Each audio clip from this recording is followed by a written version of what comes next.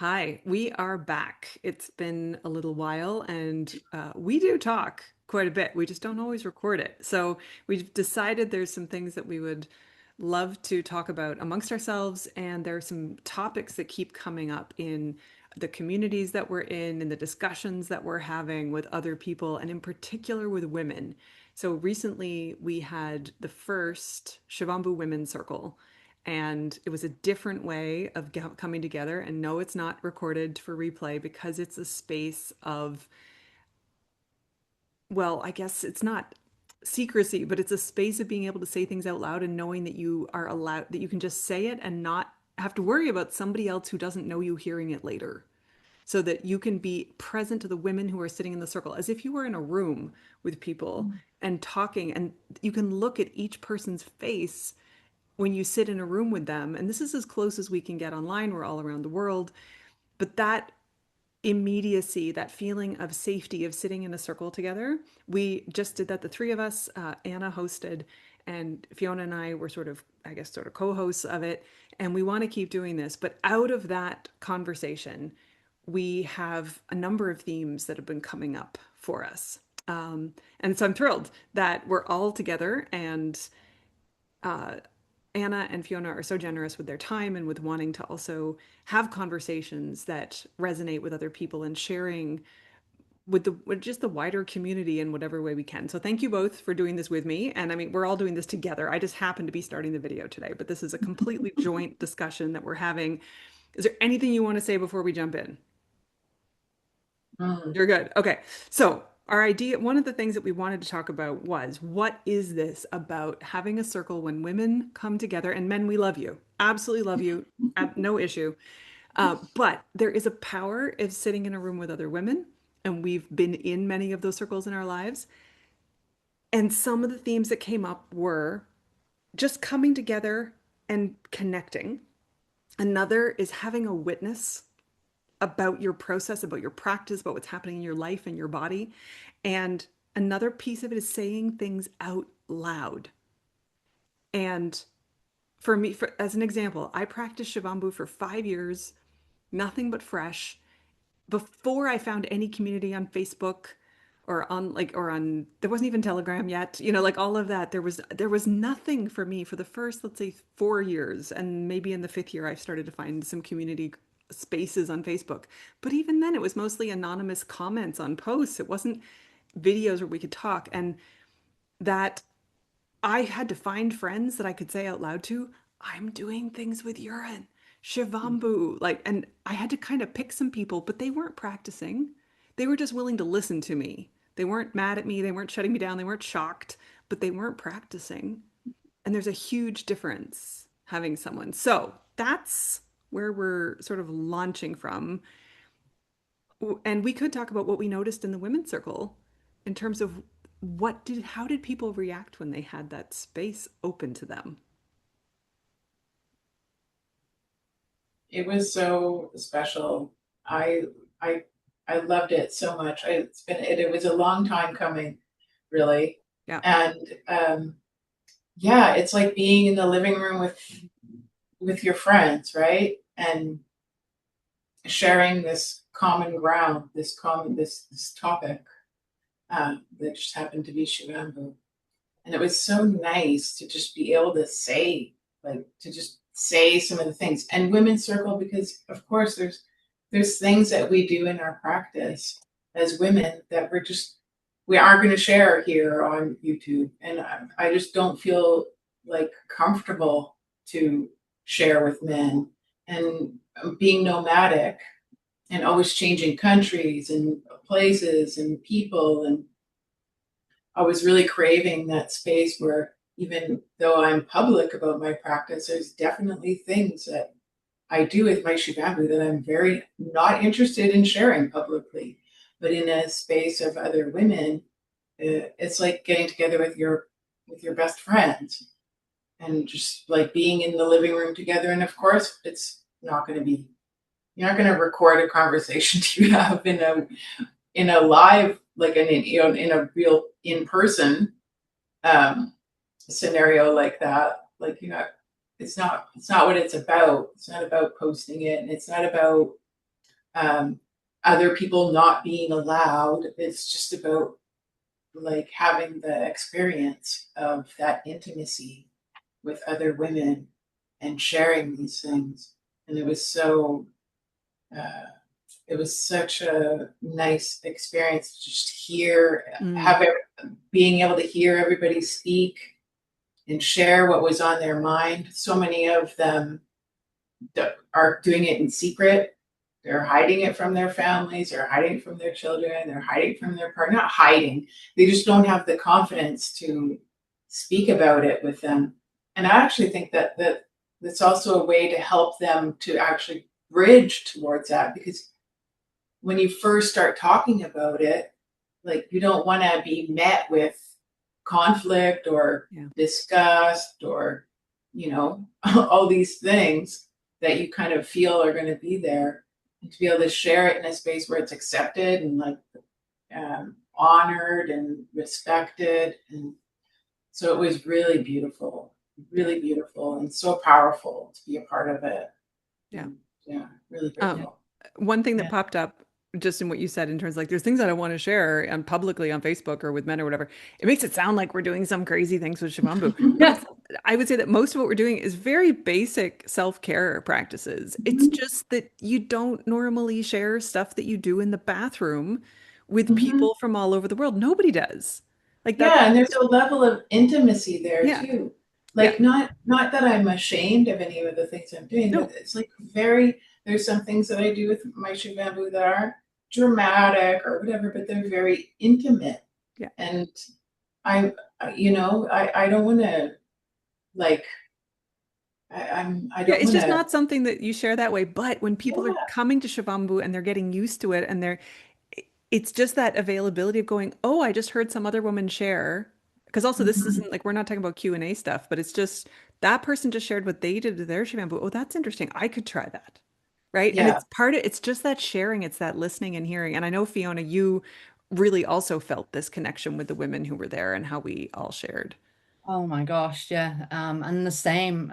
Oh, I've been craving a space for women where we can share and have our experiences and talk about them. Because even like in the beginning of the my Shivambu journey, I wanted to talk to everybody, and say all these things, and I feel that this space gives us that place to do that where there's not the place of like, oh, how am I going to be received by this person? Mm. What are they going to say about this? Because I've had experiences with friends that have told me, you need to stop doing that. That's dangerous, blah, blah. So I want a space where there's other women that are on this same journey or in this same practice where we can talk and share and hear and learn from all our different experiences. But for me, it gives me a place of really deep trust because all these other women are on these same journeys with me. There's nobody thinking, weirdo, what are they? I feel an immense amount of trust and safety. And for me, that's key because that helps me really drop in, really helps me be in my body to be able to share and talk and for it not to be so, I'll use the word lonely, not that it's been lonely, but it's such an inner journey Yeah. and connection with our own sensations and information and impulses and intuition of what we're guided to do in this practice, that we can have a space where we can share all the pieces, all the parts, all the ease, all the frustration, all the challenge, all the places where we feel like we've given up, even that something's not working. We can have a place where we can listen and realize that, oh my gosh, we're not alone on this, and hold that container and space.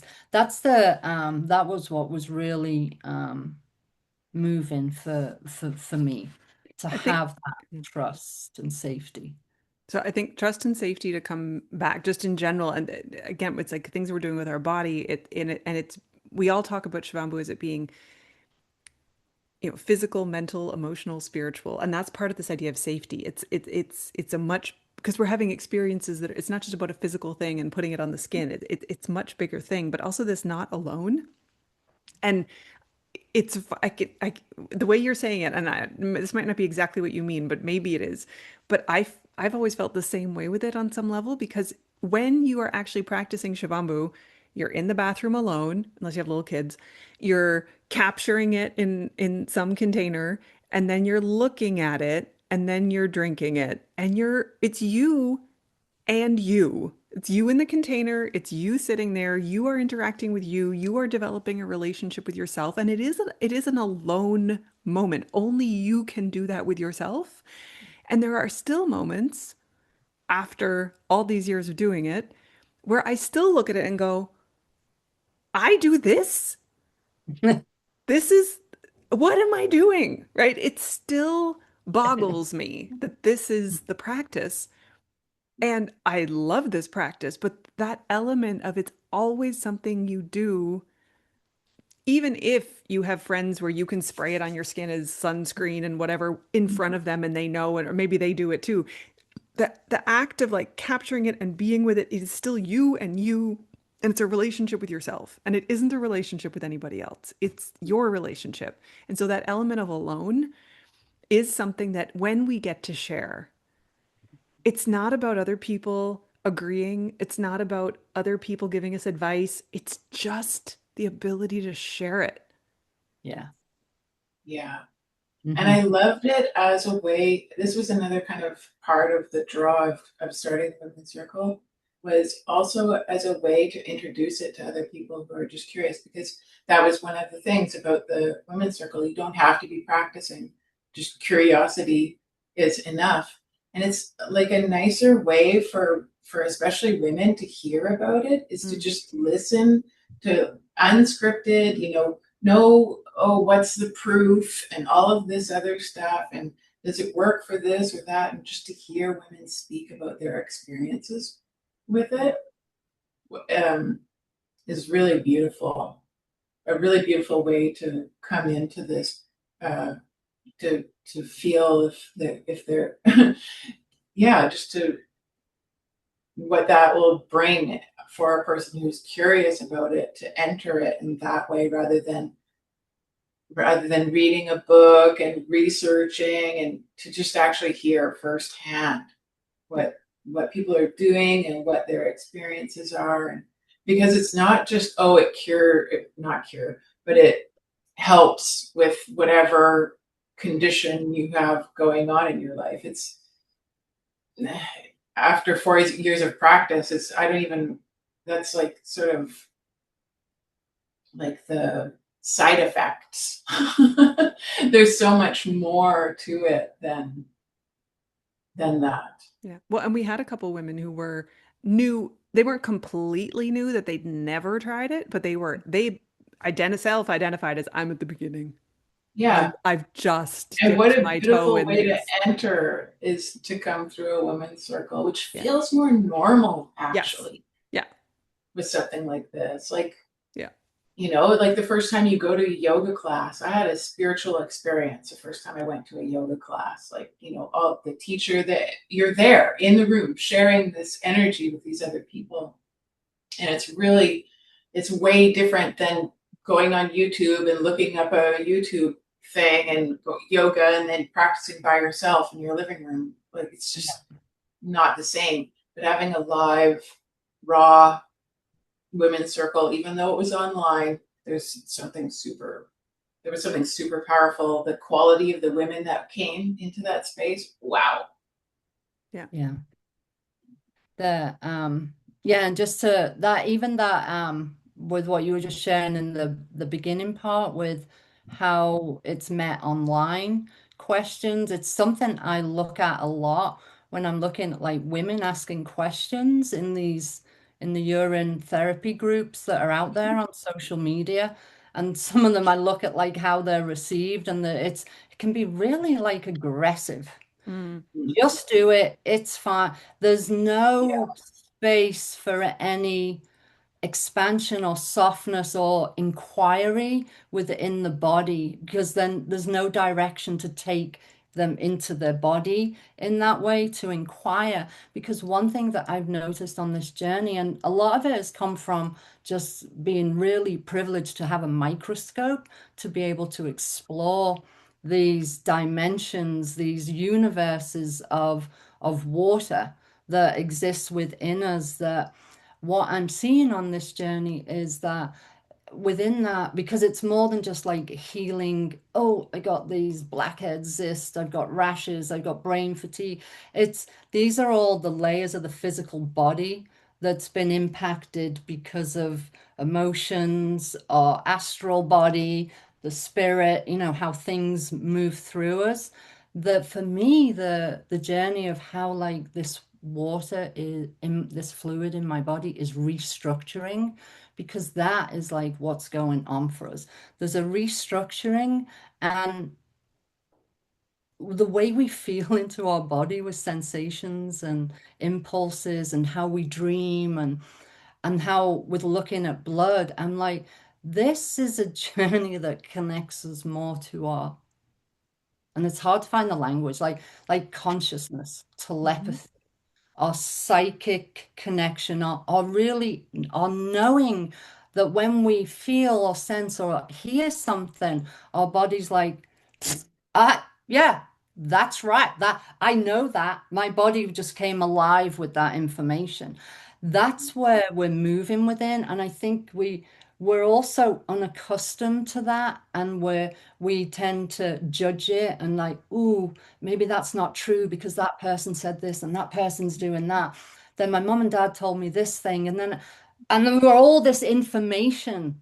It's like fucking overload of information in our head and body, and we don't know where we're moving. And it's like, you got to let go of all that fucked up shit. This is what's going on. Yeah. You're restructuring, and you got to go in Mhm. and connect with it, because this is a relationship with the fucking cosmic universe. Yeah, that might sound woo-woo and out there, but the journey that it's going to move within you to feel yourself, to understand yourself, to be sovereign within yourself, for you to take that direction and know and listen and trust your body and how you move through this realm, this world. It's like, for me, that's where Shivambu is moving us. And I feel like it's so key that as women, we have that space to share that, because we have a responsibility to as well. Yeah. Yeah. And it starts with the womb, which is what you Yeah. just invoked in terms of saying that it is cosmic, it is the universe, and that is that element if we start in the womb with the Shivambu as part of our water, and that is in that moment of creation where the universe is creating us. That the spark of life comes from the universe. And so that is that moment where we first encounter the Shivambu, and then it gets taken away from us because society does that. Okay, fine. We agreed to be here at a time when that gets taken away from us. So then we have to rediscover it. And Yeah. everything you just said, Fiona, by the way, you said that incredibly beautifully. Like so, so good. I'm just gonna have to take the transcript of that and like type it up or whatever, like copy and paste, whatever. But that was perfect. Um, that this is it's so much more because it is cosmic. It does connect us deeper.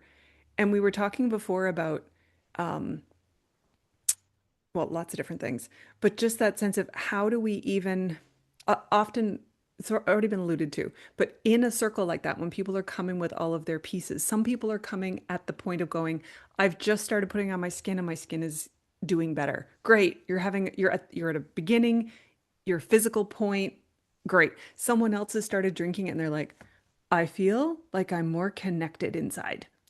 So the intuition is coming online. Somebody else is like, I'm not as moody. So they're noticing emotional changes. And someone else is like, I am in a bliss state when I do enemas. And we're like, okay, you've discovered the spiritual layer. Yay. Like, but there is no hierarchy. And that's part of what I hear from what you're saying too, the way you just described that. This isn't about hierarchy, and that's why it's not woo to me at all. There's no woo woo about this. It's that Shivambu is the entirety of what we are in that moment, and we're engaging with the entirety of what we are in that moment. And that is going to help us to figure out with the mind, which wants logic, but it will help us to slowly help, like sort of train the mind to go, look at all this information, look at all these things that we can trust that come in. Mm-hmm. Yeah. Sorry, Anna, were you going to say something? That, and if say it in the simple terms, it's that whole spirit soul relationship, and its relationship with the earth body. Mm, You know, when you think of like how even as women we've treated our bodies or been mm, told to think about our bodies, how we've been more out of our body than in our body. yeah. You know, oh yeah, that doctor told me this is how I have to give birth to my child. You know, so much we've given so much of our power away to something outside of ourselves that this coming back to this power can be really amazing, exciting. For some people, it can be freaking terrifying. And they can say, I'm not feeling anything at all. I'm not feeling anything at all from doing my urine. I've been doing it for a couple of months. I've got to stop. Because it's really like mapping ourselves to feeling into it, that and to understanding that this relationship we have with our bodies is really key, and to listen to it and to reaffirm and reconnect with that knowledge that moves within us, those sensations we have. I speak to so many women when I've like either looked at their urine or their blood and I've told them something from that information. They break down crying, saying they've known that for decades. Nobody listened to them. Nobody took them seriously. They were called crazy, stupid, mad, whatever context you want to take that in, to be shut down when they knew from the very beginning. Mm, So it can give them that space to acknowledge that in a sense they were right. They were connected to that. But through all the information overload and the outsourcing, they've just separated from it. So for me, that coming back into that connection with your body is mm, key, yeah. really key. Yeah. Yeah, you trust the body. You learn to trust the body again It's not going to and hurt. tap into your intuition, and then shows you the power of your intention, the intention that you bring to your practice, how powerful that is. And that's like what we were saying before about not feeling anything. It's like, well, the intention that you bring to it has an effect on Yeah. your results. And just I wanted I, part of our little plan here is we're going to talk about a few different things. So I want to, in a sense, I want to pause the intention conversation because I want to Mhm. give that its own space. Um, but also just back to the something about anytime you do a process. Anna, could you just talk in sense of not jumping into the whole discussion of intention, but just even like the first time you do Shiva, like why, I don't know, whatever sparks for you, but like what did you hear in the women's circle, or what would you say about the intention in general? And that will also give us a segue into our next discussion. Mm. Yeah, well, intention in the women's circle, it was cool because the intention is sort of set in a way. When you enter a women's circle, there's an intention there to come and connect and share, and like to know that you'll be heard, and to know that you're not going to be judged. And Mm, so there's like that whole feeling of safety in that space, which is really powerful. And yeah, it's really comforting because like when I would share my some of my experiences with my parents, for example, because they're practicing, and I was like, oh, I can always call them and talk to them about what I'm doing now and how exciting it is. But to them, it was like they were hearing it as like pressure to do what I was doing. mm, And they weren't really hearing. I'm like, no, I'm just excited about this, and I'm just trying to share this with someone. I'm not telling you you need to go do an enema. Like just, but so it's just entering that sort of. It's a different kind of when you come to a circle. It's a different kind of engaging in conversation, and uh, and so that is a really powerful and beautiful experience where you're just heard, and then the next person gets to speak, and everybody gets to hear what they're saying, and there's no like feeling like this anybody's telling anybody that they need to do anything or practice in a certain way. Or, yeah. Yeah. Fiona, is there anything else like you'd like to add before we wrap this one up? Yeah, that kind of that space is like what I was noticing in the women is it was the feeling and the emotional part. It was the elation. It was the joy, and also how that joy moved to like just complete opening and tears of expression, or like tears of joy to be in this like connection and just sharing.